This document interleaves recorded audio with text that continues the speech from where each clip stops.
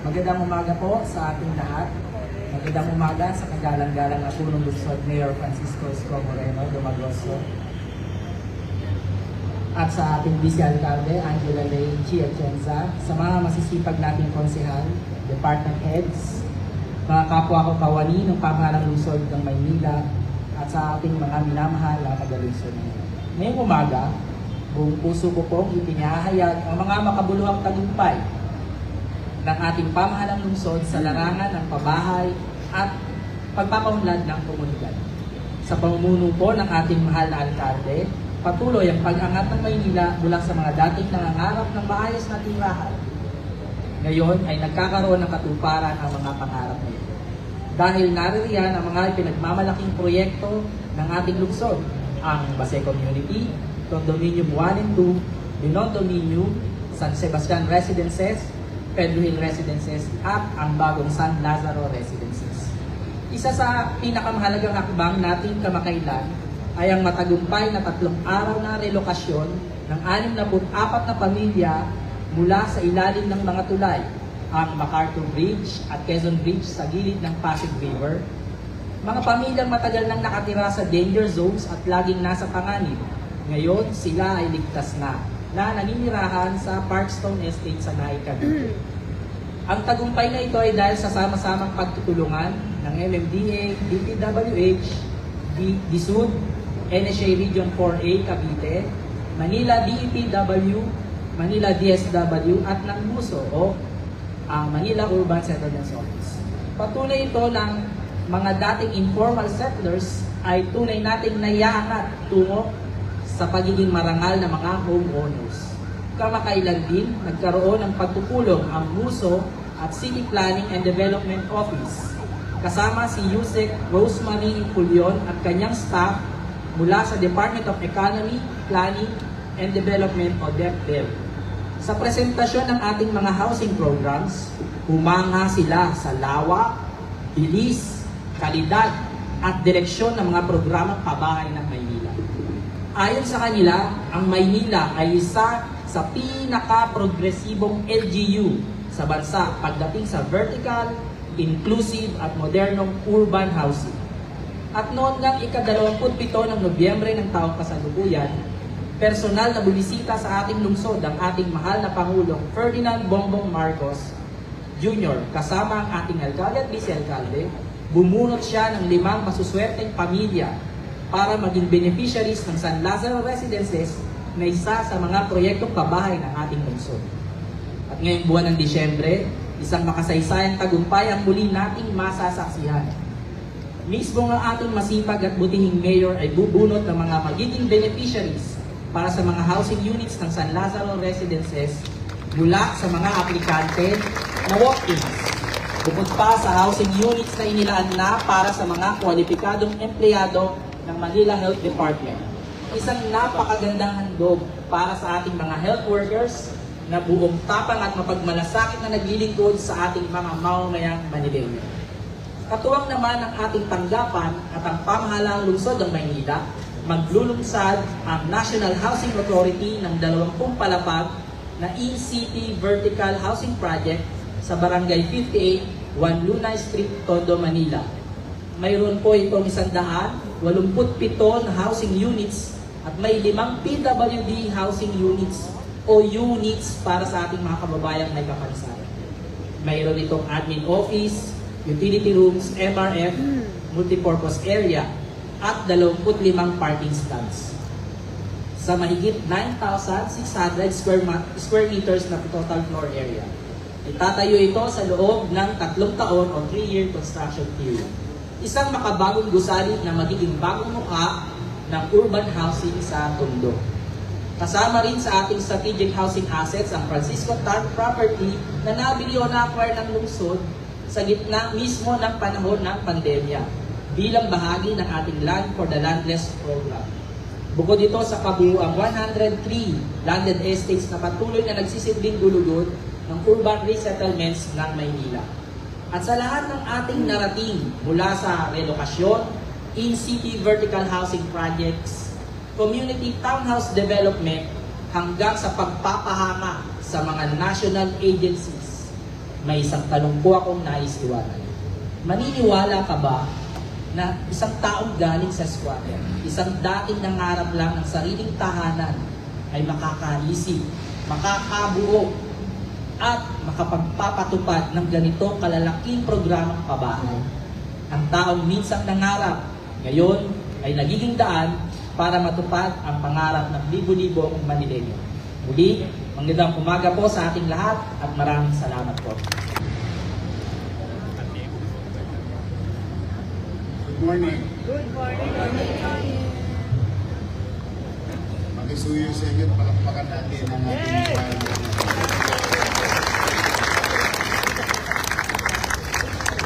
Sila po ang nanalo. First event natin of so many years to come with regard to extracurricular activities in our school. Public, private are now participating, and I would like to give that credit to our SDO, to the SDO family. Thank you very much. Makakasama din natin yung mga nag-champion sa Quiz Bee, Oratory, at Declamation. Ito po mga activities na ito ay muli kong binalik sa loob ng paaralan. Mag-uumpisa yan sa silid-aralan, sa paaralan, sa distrito, hanggang sa buong Maynila, upang patuloy natin makita at madiskubre ang talento, academically and extra skills ng mga kabataang mag-aaral sa ating lungsod. At matagumpay po itong nailunsad, bagamat nagsimula lang itong katang-isip na ito noong July. But through the leadership of Superintendent Lumeda at 10 ng mga kasamahan natin sa SDO, napagtagumpayan natin ngayong Disyembre at 3 itong ganitong klaseng programa. At natutuwa ko na ang mga batang Maynila ay nakapag-perform muli sa makasaysayang Metropolitan Theater. Ang Metropolitan Theater po ay isang pasilidad kung ikaw po ay artista sa entablado telebisyon, ay isang magandang eksperyensa na ikay makapag-perform sa loob mismo ng Met. So that's why we're gonna do it every year. Hanggat nandito tayo, ay patuloy natin didiskubrihin ang mga bata na magagaling sa loob ng ating paaralan. And hopefully, with that, it triggers the consciousness of the national government to do the same on what we did with Manila. But for the meantime, habang sila ay baka naman gusto nilang subukin ang mga batang Maynila, we are up for the challenge. So sa mga bata, congratulations sa inyo, congratulations. I will see you again this coming year to compete to one another. Again, tayo palakpakan natin silang lahat. Tulad na sinabi ni Architect kanina, usong-uso ang muso ngayon. Kayo ang pinakasikat ngayon na ahensya, and I'm happy for you. As like what I hope tama yung grammar ko. Magsaysay said, President Magsaysay said, those who have less in life must have more in law. Yan po ang dahilan kung bakit talaga pong binibigyan ko ng diin ang pabahay. Mahirap maging squatter. Tanungin niyo ako. Kahit sa dilim, kaya ko kayong sagutin. Lalo na, buti pa kaming squatter paminsan-minsan, wala kaming tosgas buwan-buwan. Minsan, shareholder pa kami ng Meralco. at stockholder din kami ng Nawasa. At that time kasi Nawasa, wala naman yung Maynilad at saka Manila Water. Nawasa yan sa umaga, sa gabi, nawasak. Nawasak ang tubo nila dahil kami ay sosyo sa tubig. Kaya mas mahirap sa isang pamilyang nangungupahan. Dahil sa ayon sa gusto mo, kailangan mo magbayad sa kasera mo. Kaya kung iisipin mo sa kwentada, mas magaang ang buhay ng squatter. Maraming para-paraan. But then again, it's the same. Ang walang kasiguruhan sa pamumuhay, lalo na sa pamamahay, ay isang alalahanin ng isang ina at isang ama. Saan ko kaya ilalaga at paano ko kaya iiwan ang aking mga anak pag nagpantay na ang bako at tumiklop na ang araw sa buhay ko? Yan ay alaala o alalahanin ng bawat magulang. I think hindi lang sa Maynila, kundi sa mga parte ng mundo. Kaya minabuti ng inyong lungsod, bagamat pandemya noon, ay dahil sa desisyon ng Korte Suprema with regard to the Mandanas ruling, minabuti ng inyong pamumuno noong mga panahon na yon na pagpuyatang basahin yung ikangang desisyon ng Korte Suprema at nga pagtanto-tanto ko na meron tayong tinatawag na windfall or mga kitang hindi inaasahan at hindi nakapabibigat sa buwis o pagbubuwis ng mamamayan. That's why, based on academic experience, a little academic experience that I have, and practical experience for so long, being part of the local government unit, and in fact, dito na may mga taga-Sanggunian, kahit tanungin niyo yung Sangguniang Panglungsod, since time immemorial, I, as one of many, of that 38 members in the City Council, most, if not all, legislative agenda that I have passed before the Sanggunian is something to do with land for the landless program. So, kung siya pala ang ako, ay pabay at palupa na ang aking pinangungunahan. Dahil, tulad na nasabi ko, mahirap mamuhay ng walang kasiguruhan sa panirahan. Galing ka sa trabaho, hindi mo alam pag-uwi mo kung yung bahay mo nakatirig pa. Galing ka sa eskwela, pag-uwi mo, hindi mo alam, pinalayas ka na pala ng kasera mo kasi hindi ka nagbayad ng upa ng 3 buwan. Kaya kung bakit, kung meron mga taga-Tondo rito, kung bakit kami palipat-lipat ng bahay. Kami po ay NPA, no permanent address. Started with Parola. When Parola is only one district in the absence of MICT. Wala pang pier sa Parola. Paliguan pa lang yun sa umaga ng taong bayan ng kabataan tuwing summer kapag tinuli ka. Doon kami naliligo nung araw. Ang Parola ay bubog at kusot lamang ng San Miguel. From there, nagkaroon ng reblocking. Tinamaan yung bahay namin. Nalipat kami sa Tahimik. Doon sa may Delpan, Saragosa. Sa tapat ng Maisan. Yung mga kababayan ng tatay kong Antiqueño, nakipisan kami. Wala kami ng pambayad, nalipat kami sa Mariapayo. Luwalhati, Mariapayo. Wala kami ng pambayad, nalipat kami sa Tagumpay. Wala kami ng pambayad, nalipat kami sa San Nico.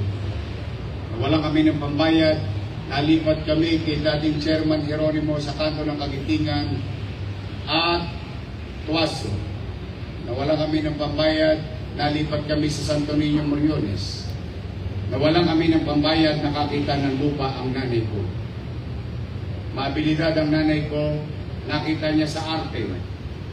O ang tawag namin ay bureau ng araw. May lupain. Nagtanim ang nanay ko ng talbos ng kamote. Maya-maya, naglagay ng papag.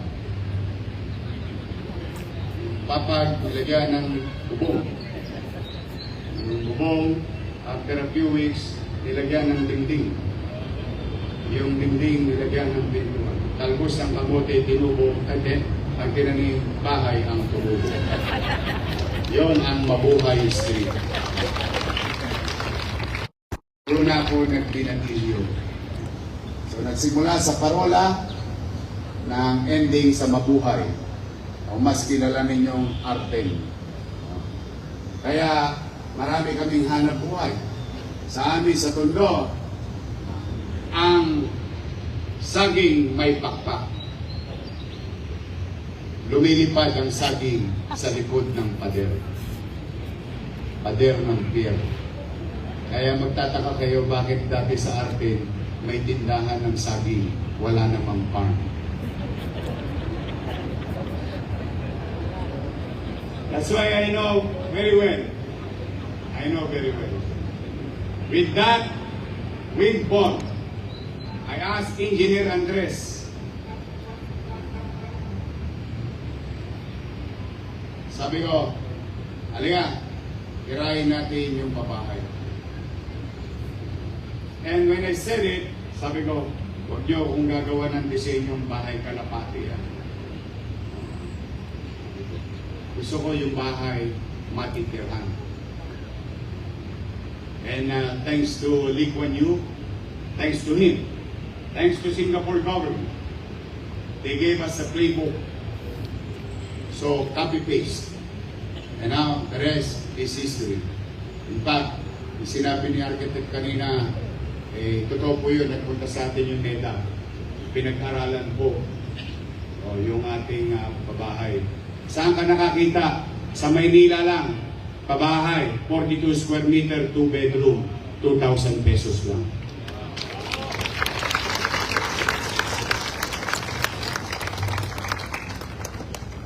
Mangyari ba? 10 years after that, umunlad ka na, ayaw mo na. Dahil nakaipon ka na. Gumanda na buhay mo. Bumili ka na ng bahay sa Cavite, sa Las Piñas, sa Bulacan, o kung saan man, sa Maynila. Lahat ng hinulog mo, isosolid pa sa iyo ng gobyerno.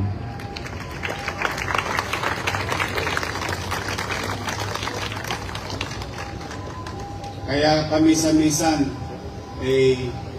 sumasama din ang loob mo, 2,000 na lang, ayaw pang bayaran. Ang halaga ng condominium, 7 million, 5 million pesos. Not my money, but taxpayers' money. Kaya po, ayaw po kong papagmayariin yun, ni naman, dahil ayaw kong bigyan ng opportunity na maisalya. Alam mo naman kung minsan, ang tao may ilan din na baka mapag-interesan. Ang layunin, marisolba ang kasiguruhan ng pamamahay at pamumuhay sa Maynila. That's the point. Kaya doon sa mga nakatanggap at makatatanggap, 2,000 na lamang, huwag nyo nang ipagkait sa taxpayers sapagkat sila po ang nagpondo niya. Ito, halimbawa, sa mga taga-MHD, Manila Health Department, ayun, 200 of them, most likely, magbabago ang buwan. Iba sa inyo ng umupahan ng 5,000, ng 7,000, o minsan 12,000. Iba nga, anong tawag doon na dorm? Bed space.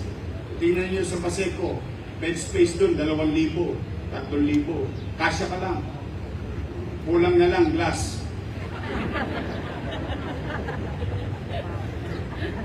But you pay. In this case, ito'y gobyerno. Pero ito'y pag-aari ng mga taxpayer. Kaya yun naman ang sukli ko sa kanila, sa mga taxpayer. Pangalagaan ang kanilang buwis na ibinayad to convert into services. And rest assured to the people of Manila, to you guys, that we will continue to invest into MBN. Hindi na tayo lalabo ang mata ron, hindi na tayo lalayo doon. Minimum basic needs, MBN, housing, education, healthcare, and jobs. That is for the people of Manila under my voice.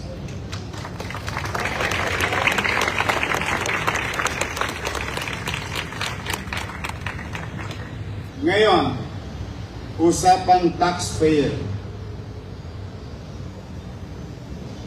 Parang nag-aantay kayo ng balita.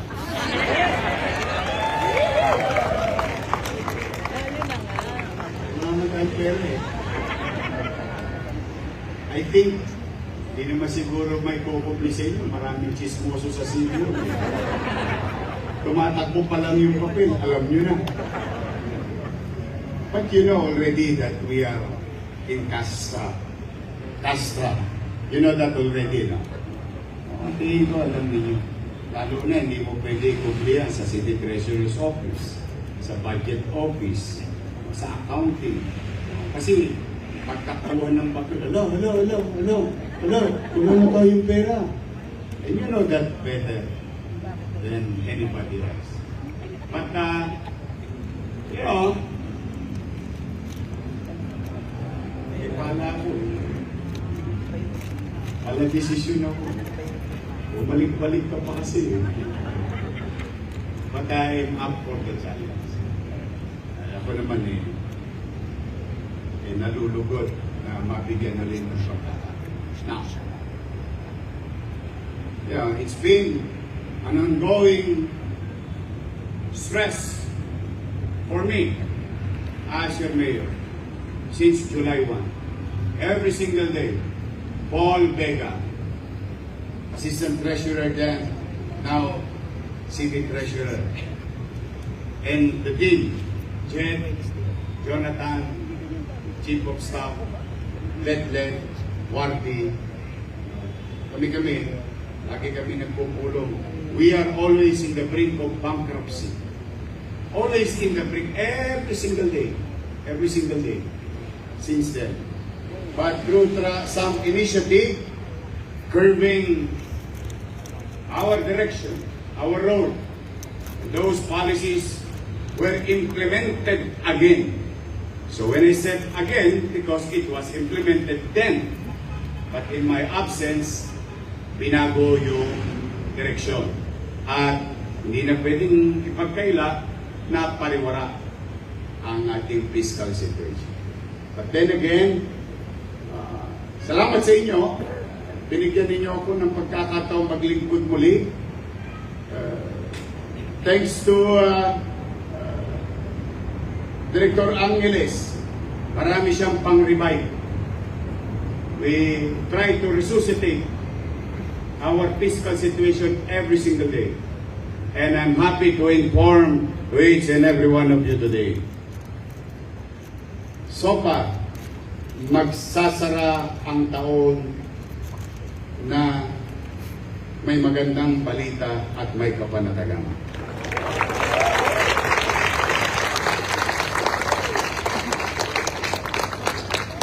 I have served previous obligation.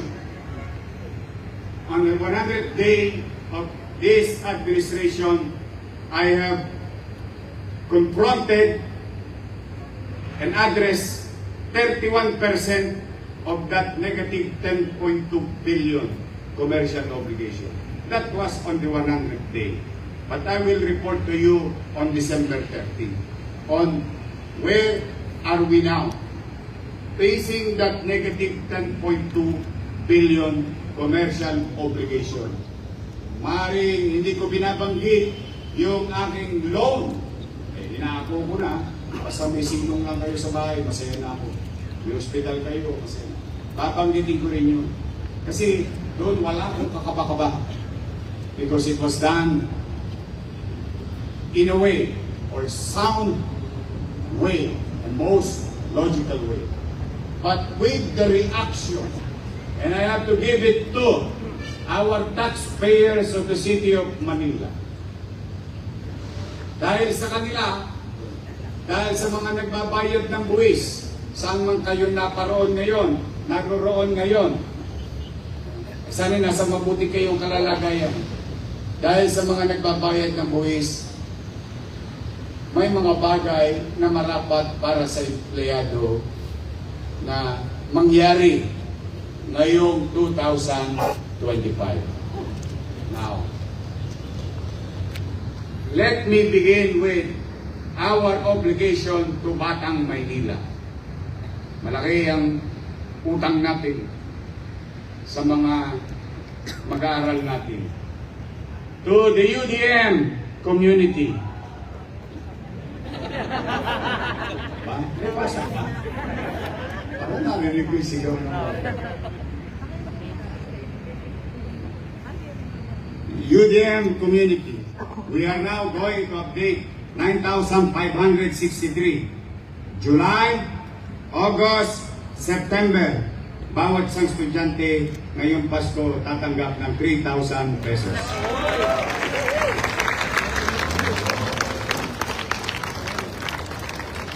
Amounting to 28 million pesos to be released December 15, 16, 17, 18, 19. Alam mo, kahit walang pasok, pumasok ko ng estudyante.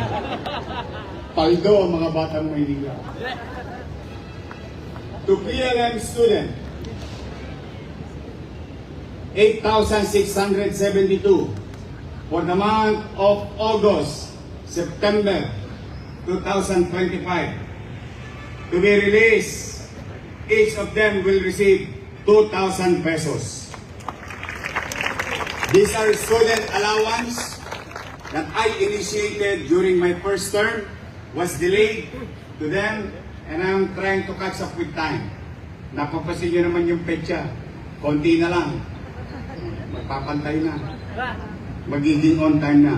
To be released December 15 and 16. 17 million plus. Total of 46,033,000 for Batang Maynila na mag-aaral ng PLM at UDM. To our partner institution, IRIS, I already gave the last quarter or the second quarter to update it. We're now going to release the third quarter. Today, you can claim your 6,500,000 for IRIS community.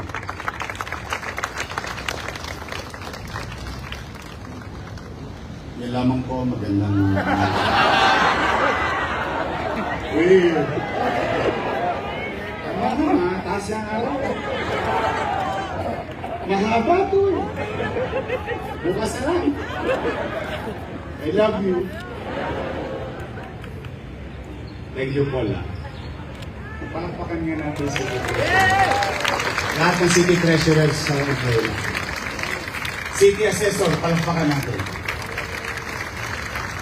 Business permit.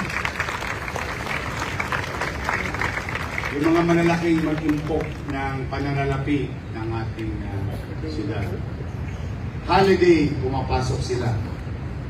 Ang City Treasurer's Office. Holiday, Saturday, pumapasok sila.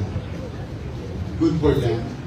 I'm happy meron tayong ganito mga empleyado ng City Treasurer's Office. Pampakan natin sa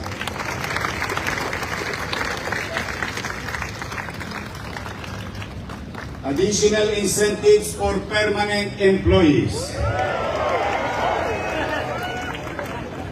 Your salary tranche, second tranche, will be retroactive this September 2025. Second tranche including salary, siyempre tumaas, di ba? E paano yung itinaas na bonus?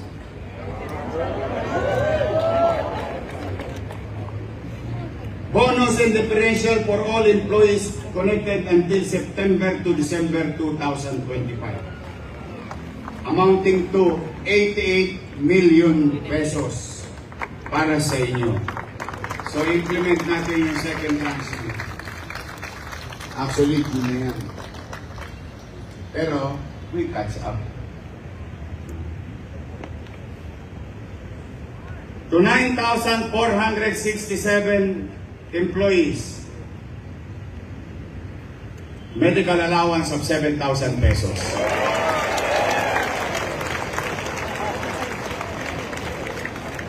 Naglilista pa kayo? Kwentahin nyo. Second tranche. Yung tranche may bonus pa. Uy. O, pero meron lang akong paalala. Yung medical allowance, meron ho yun na obligasyon.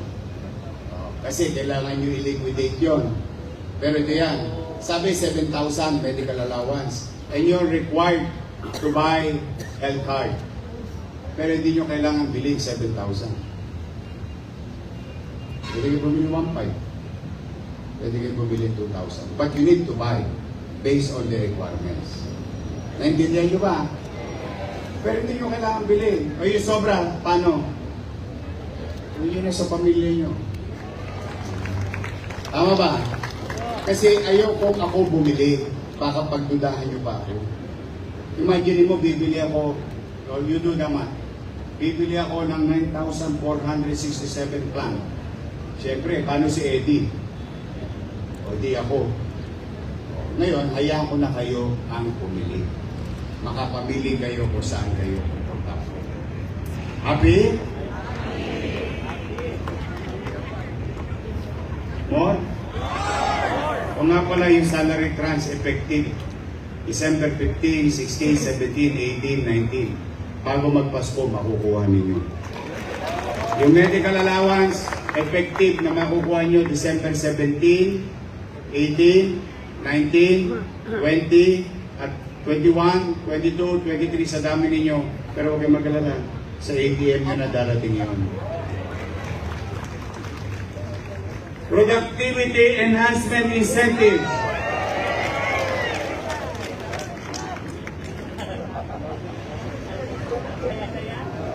Ano? 8,991. Permanent employees pa lang ito pinag-uusapan natin, ha? 5,000 pesos each. To be received by ATM December 17, 18, 19, 20, 21, 22, and 23. So, darating yan lahat sa ATM. Ito, dapat yung asahan, January pa. Kaya lang, maraming gastos ngayong Pasko.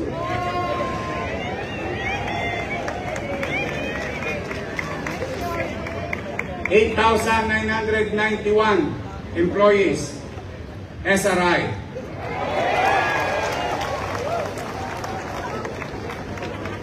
Service Recognition Incentive, 10,000 pesos.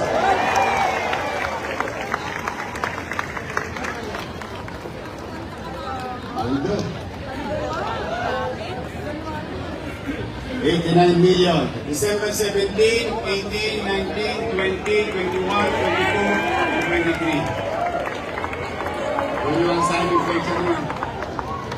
Kung yun.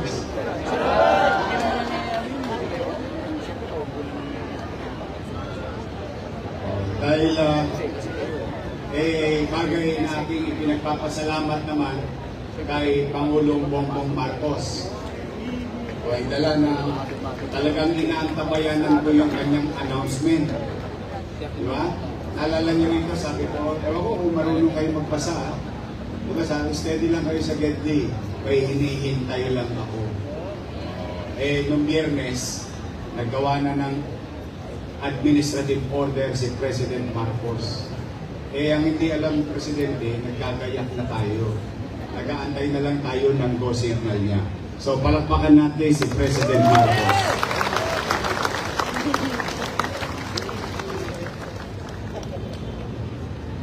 Manila PhilHealth Department.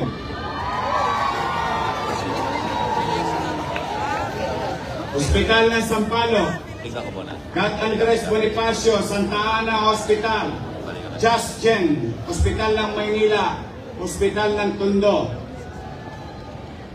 PhilHealth Professional Share for all MHC personnel and hospital from July to November, amounting to 128 million pesos. To be released 17, 18, 19, 20, 21, 22, 23 sa ATM nyo. Paldo mga taga. Nakapag-release na tayo. Naalala nyo, yung mga nakarang buwan na hindi nirelease sa inyo. Nung hindi pa ako mayor. Ito yung pangalawang release. May nabuti ko dahil ulitin ko mga pasyente nyo, nginitihan nyo lang ay sisimangot mga taga-hospital. Ngiti lang ang hinihingi ko sa inyo. Minabuti ng inyong Manila Health Board.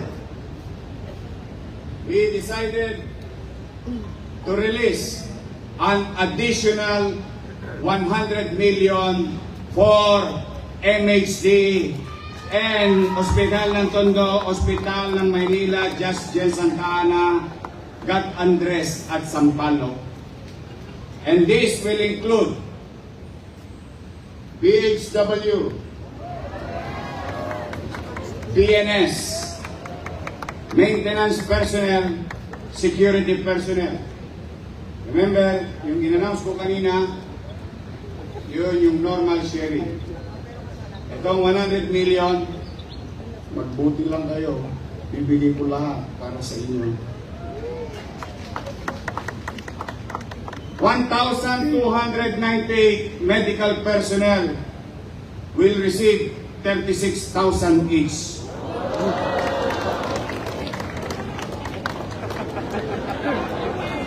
On top of July to November nyo, Although, non-medical personnel, 4,201, 11,300 each. These are extra. To be HW, additional 6,000 pesos. BNS, 6,000 pesos. Maintenance and personnel, 2,500 pesos. City security personnel on those facilities, 2,500 pesos. Total of additional 100 million pesos. Through your ATM on December 17, 18, 19, 20, 21, 22, 23. MHD, baka naman, paldo yung mga loan. Sila, siguro easily, kulang-kulang 50 million pagka pinagsama sa, mas malaki pa kayo sa PGH. Oy, pero yung additional 100 million subject to tax yun. Huwag na kayo mag-intrigahan. Anyway, extra lang yun. Subject to regular tax naman. At yung umaasang 7,867 at 1,562 job order. Alam mo, nakakalimutan na kayo. Kaya masarap maging regular employee o co-terminus. Kasi yun talaga, alam nyo, alam nyo, some of you, dumaan din sa ganung sitwasyon. Kawawa lagi yung mga JO at saka. Maraming salamat kay President Marcos dahil doon sa EO na hinihintay ko o AO na hinihintay ko noong bilang mayor, hindi lang naman ako siguro. I think buong Pilipinas. Kaya lang, natutuwa ko kay Presidente, usually ina-announce niya yun, matatapos na yung taon. Pero ngayon napaaga. Kaya maaga matatanggap ng mga GO. Dati-rati, naalala niyo nung dati 5,000? Tama ba? Kung mayor ako. Nabasa ko yung administrative order. Sabi doon, kung kaya lang daw ng syudad. So, masaya na kayo sa 5,000?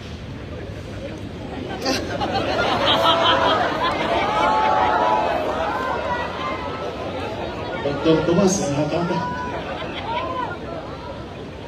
Kaya lang, ang maganda doon kasi sa ginawa ni President Marcos, nilagyan niya ng ceiling. Sabi, kung po pwede daw, kung kaya, 7,000.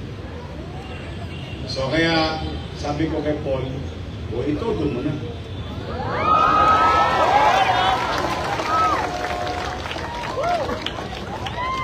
$7,867 JO, 1,562 contract of service na kayo tatanggap ng 7,000 pesos. Ang problema, wala kayong ATM. Pipila kayo. Meron? Kung meron yung iba sa inyo, good. Yung wala, pila kayo. December 17, 18, 19, 20, 21, 22. Kunin nyo lang doon. Tuwa-tuwa yung mga taga-DPS, VIP. Meron na. Mukhang bukas si Mrs. mamaya. Mukhang buka ng akap. Malisyoso kayo. Pag-uwi sa bahay, naku, ko, lahat yata ng safeguard aabutin ninyo. Pati lifebuoy, papaliguan ka ng Mrs. Lagaan nyo doon. Today, I'm happy to report to you. We are going to release 648,841,611.55 centavos of all the things that I have mentioned.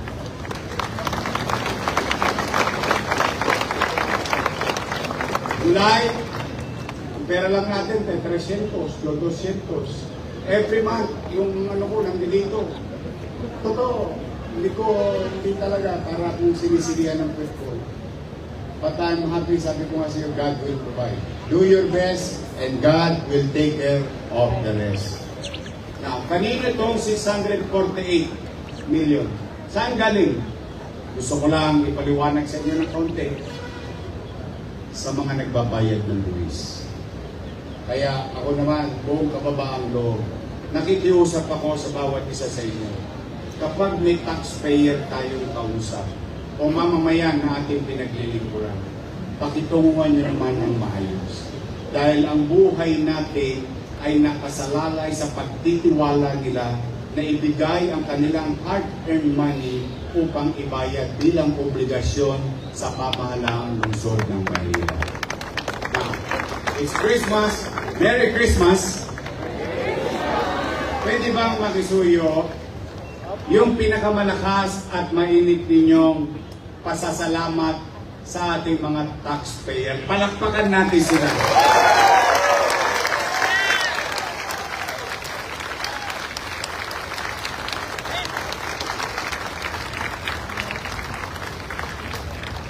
I cannot do it alone. In fact, I didn't pay for it. Some of it, nagbayad ako milyon. But, they did it. They did it for us to have what we're going to have in the coming days. And what we're having every 15th and 30th of the month. That is because of them. Kaya, pakisuyo ko, paulit-ulit, may sakit, ngitian nyo. Kahit yakapsul man lang, kahit ispirin man lang, maibigay natin sa ating mga may sakit. Sa mga nagbabayad ng buwis na dadapo rito, at sila'y misuliranin, tanggapin ninyo ang maliwalas. Iparamdam nyo sa kanila na sulit ang sweldo natin na galing sa bulsa nila. So muli, I'm happy at higit sa lahat, maraming salamat sa Diyos. Nakaraos tayo. 744,000 families will receive something for Noche Buena. Walang nagutom sa lungsod ng Maynila. Senior citizen, 205,000 of them are smiling. Students in UDM, PLM are smiling. All the barangay, pati yung pera ng barangay na ikinubli sa kanila noong 2023, noong 2024, noong 2025, makakamit nila ngayon bago matapos ang December 31. Almost 20,000 empleyado. Lahat ng obligasyon ng pamahalang lungsod sa inyo. At least, matangos ang ilong ko, magpapanubong tayo, magkakasalubong-salubong tayo sa hallway. At least kahit paano, puti na lang, nakatawid kami, nakaraos kami. Then, 2026 will be a challenging year again for us. But, with your help, with the taxpayers backing us, I think we may grow by 2026. And as time progresses with the policy direction of our city, I think unti-unting maghihilom ang fiscal situation ng siyudad. That's why today, ako'y nagsusumamo sa inyo, buong kababang loob, nakikisuyo ko. Tulungan ninyo akong maglingkod ng maayos sa ating mamamayan. Without you, I cannot do it. I cannot do it alone. We have to come together to make Manila great again. Magandang umaga! Merry Christmas! Sana napagyan ko kayo ng ngiti sa inyong mga labi ngayong umaga.